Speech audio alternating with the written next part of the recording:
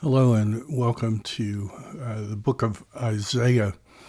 I'm really excited about our discussion tomorrow and wanted to give you a little bit of a heads up where we're going to go in that discussion. These are some of the things that I want to look at in class together. One, we're going to talk about there's a connection between chapter 1 and chapter 66. I hope you're able to read through the whole book of Isaiah before the class, but if you're not able to do that, I would encourage you to please read a couple of chapters in the beginning and a couple of chapters in the end. What we're going to see is there's a connection between this faithful city and the whorish city. How the faithful city has become a prostitute. And this is that believing word, like Abraham believed God and it was counted to him as righteousness. And of course, that's translated by the pistis adjective in the Septuagint. We're going to talk about how this idea of the faithful city and the whorish city may be behind what's in Revelation. We'll point out some of those things. In terms of the general comparison, you've got rebellious children. By the end, you have true worshipers. You have a restored Eden. If God had left us alone, we would have been like Sodom and Gomorrah. And the idea of unquenchable judgment, that may be picked up at the very end. So something to look for there. We will look at the chronology, and this is the New American Commentary. I think it's by House. We'll try, this is a very good resource, Standard Bible Atlas, that I could probably blow this up a little bit. Isaiah is going to mention four Judean kings from the line of David: Uzziah, Jotham, Ahaz, and Hezekiah. And notice that Hezekiah is reigning when the northern kingdom is destroyed. His son Manasseh takes over, has a long rule, but Manasseh is very wicked.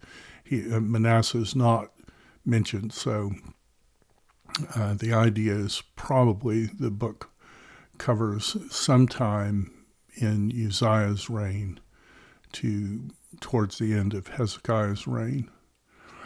We're going to see also that there's a connection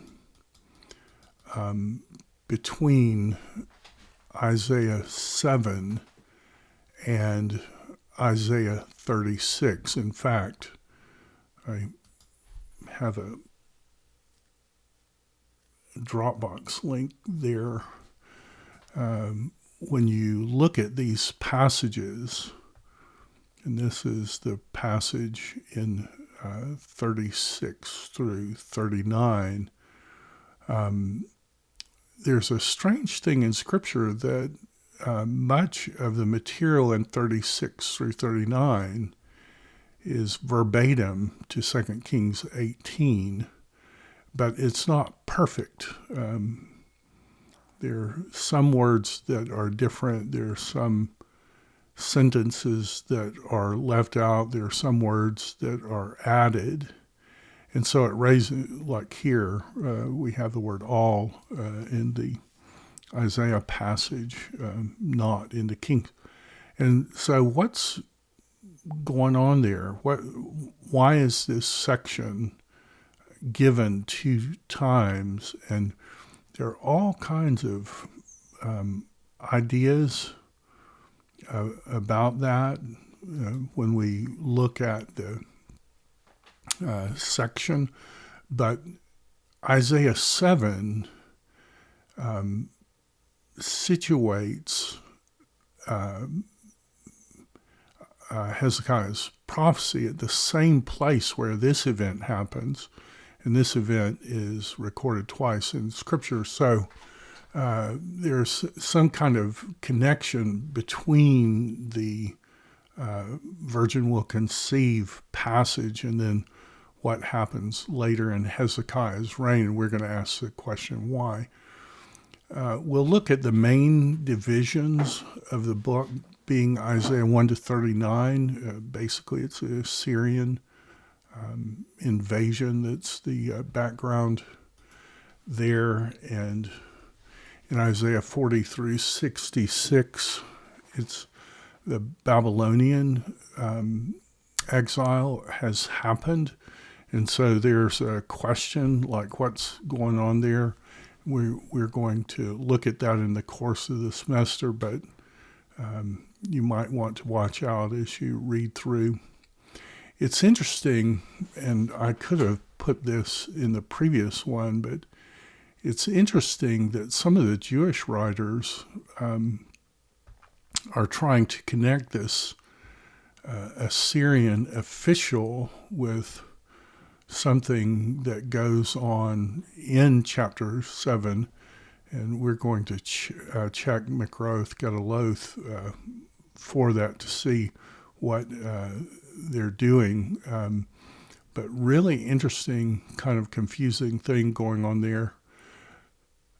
As we go through the semester, we'll talk about Isaiah 40 and the new Exodus. There's this idea that God's presence will come down and redeem Israel, similarly to the first Exodus. In the course of this semester, we're going to look at the massive monotheistic passage in 42 through 49 and how that seems to bracket the suffering servant passages. This is saying God and God alone redeems, and then this seems to be connecting the suffering servant passage with monotheism and with this idea of the child who would be born in 9, the child who's called El Gibor and God's called El Gibor, and how it's related to God as one. We're in the course of this semester, we're going to see 2 strong calls to our humility. One, the Our Father passage may be behind the beginning of the Lord's Prayer. We're going to look at this really interesting passage. It's all our righteous deeds are like filthy rags, but now, O Lord, you are our Father. And so we're the clay and you're the potter. Wonderful. And then the statement quoted by Paul that if God left us alone, we all would have become like Sodom and Gomorrah. And we're also going to look at the very strange elements in Isaiah 6 and 7 in terms of Isaiah's call and his heavenly vision, the idea of 2 exiles coming and the whole Seraphs and the connection there in terms of linguistic connection between the flying serpents in Numbers and even later in Isaiah.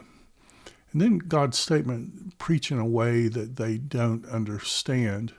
So what we're going to do on Tuesday is we're just going to work through some of that. As you read through, you might want to prepare, and I am very excited about our class. I think we're going to have a good discussion on Isaiah, and I look forward to seeing you tomorrow.